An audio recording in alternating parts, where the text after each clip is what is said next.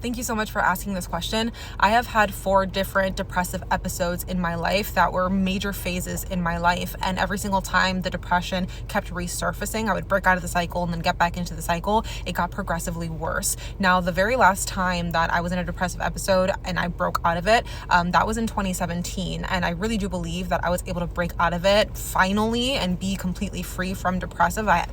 I haven't had a depressive episode since that time. I do believe it was coming down to my perspective shift and me really anchoring in a certain mindset for myself. It was the 5 rules that I created for myself, and then it was also me understanding spirituality on a deeper level and then understanding energetic management. So with that being said, my depression may look different from your depression. Whatever it was that helped me, I'm not 100% sure it's going to help you, but if any one thing that I say in this video can help, then I've done my job with it. So back at that very last time that I was in that depressive episode, I didn't want to get out of bed. I was sleeping all day long, wasn't really eating, wasn't taking care of my hygiene, but I did know that if I, wanted to have some sort of difference in my life, I had to start with my mind and my mentality first. And so my perspective shift was, if I do blank, it'll make me happy. Because obviously at that time, for me, the opposite of being depressed was being happy and being able to maintain that happiness and not go on a constant roller coaster ride of, oh, I'm feeling good today. Oh, something happened and now I'm feeling way lower than I was,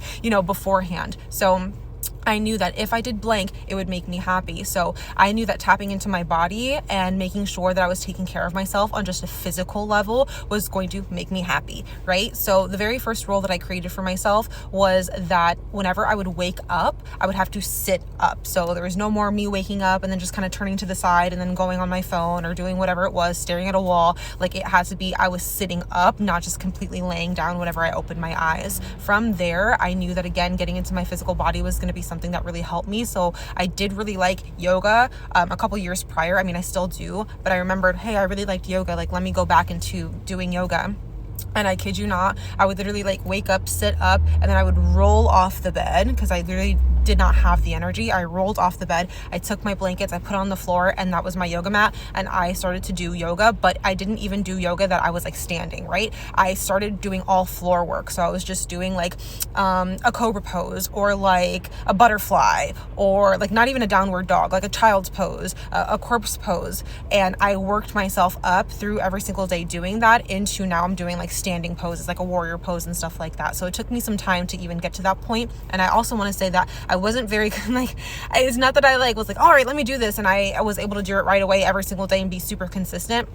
There was times I really didn't want to do it, but then I went back to my mindset of, if I do yoga, it's going to make me happy. And so I just believed that so much within myself, and I anchored myself into that reality, and that was my drive to continue to do it. So the second thing was that I had to take a shower every single day, and I had to brush my teeth every single day. Why? Because if I keep up with my physical hygiene, it will make me happy. And I knew that if I didn't do the yoga, if I didn't, brush my teeth or wash my body, that it was gonna make me not happy. So I just had to keep telling that to myself. If I do this, it'll make me happy. The third thing that I did was make sure that I drank a whole entire cup of water or bottle of water before I drink or eat anything else in the day. Now, I didn't really want to eat all the time, or if I did, I had one meal a day. And so that was something that I definitely worked on for myself. But I said that if I drink this whole entire water bottle, it's preparing me to have my meal, and it would make me feel okay, I do have to eat because I drank my bottle of water. I did the first task that I was supposed to do. Now I can do the second task.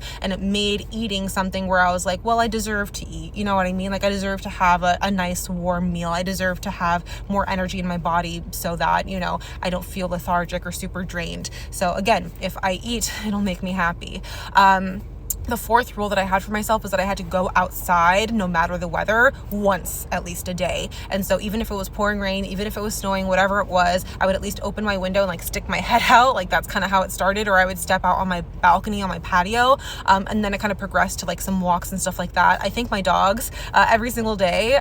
When I was breaking out of that at the very beginning, I did not have my dogs, but ever since I broke out of it and then I got my dogs, they definitely helped me make sure that I'm walking every single day, because I have to take them out, and I don't want surprises on my carpet multiple times a day. I had to take them out, and so they're my constant reminder to do that. So if you have a pet, you already know that they kind of help you with that, but having some sort of walk, that was even if I wanted to go into my car and go window shopping. At that time, I didn't have a lot of money on me, so it wasn't I can go shop all the time and make myself happy with retail therapy, but if I wanted to go out and I didn't have any money, I was like, well, let me just window shop. And that led me to kind of my next thing. But first I want to say that if I go outside at least once a day and connect with Mother Nature at least once a day, it will make me happy. So the very fifth thing was trying something new. And if it wasn't something completely new, then it was something that I know that I was good at and I liked to do, and that it just brought me joy. And this allowed me to really connect to my inner child, because when I tried something new, first and foremost, it allowed me to bring new neurons and build new neurons in my brain, where this is a new stimulus. This is a new pathway for myself. This is, something new.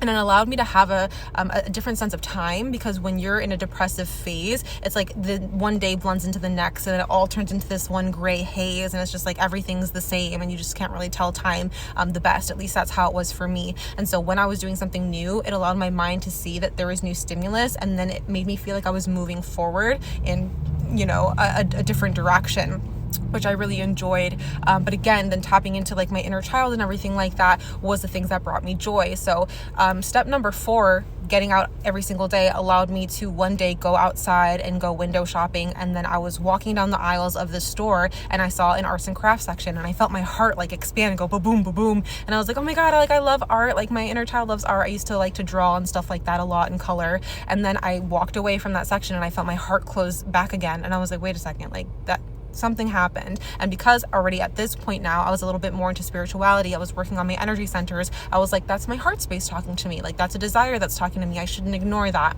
So then I went back to the section of arts and crafts, and I was like, it's bringing me joy just to look at it. And I was like, I think I have to like purchase something. And so I remember as a kid hating to paint, but it was always something that I wanted to like get better at, because I was so good at drawing and coloring and doing other things of art that I really wanted to make sure that, I could maybe develop a new skill. And so I did not know what I was getting myself into with a completely different art modality, but I tried it, and maybe I'll share a picture with you guys at some point if you like really want it. But I painted a beautiful sunset with an artistic ability that I didn't even think I had when it came to that modality. And I was just so impressed with myself, and it really connected me back to my inner child. And I think that one of those things, one of the things that your inner child feels brings them joy still brings you joy as well. And so when you can use one of those things that your inner child really likes and bring it into your adult life, I think that does wonders for you in terms of inspiring a lot of joy and creativity and passion, spontaneity back into your life again. And that's something that really helped me out. So I did those 5 rules. And then again,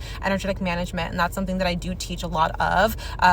When I just first started out, I really was just focused on connecting to my spiritual team, my spirit guides, my higher self specifically, and then also working on purging all of the trauma that I had in all 7 of my energy centers, which is something that I teach all my students and clients now.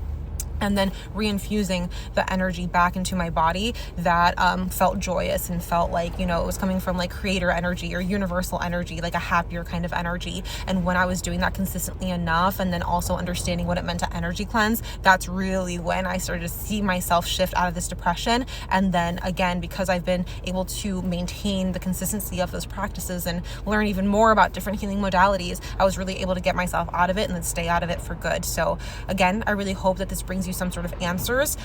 If any of you guys are watching this and you're like, wow, like that feels very similar to, my story, or wow, that one thing just kind of like blew my mind wide open, I want to take one of those rules and apply it to my life, please do let me know how that works for you. Also, I do support everyone who is in my community. I have a free community on Facebook, and you guys can join in at the top of my page if you guys are dealing with any sort of like mental health issue, and you're just really looking for like a holistic approach and an energetic management and energy wellness approach to it all. I'm going to be that person who helps support you in this, because it's not just something that I teach, it's something that I had to go through myself. And through that, I was then able to love it so much that I decided to become a Reiki master, shamanic apprentice. And so this is something that is like my bread and butter. Healing is my bread and butter. And if you guys need that support, you need some extra insight, I'd be happy to welcome you into that community as well. But again, thanks for asking this question.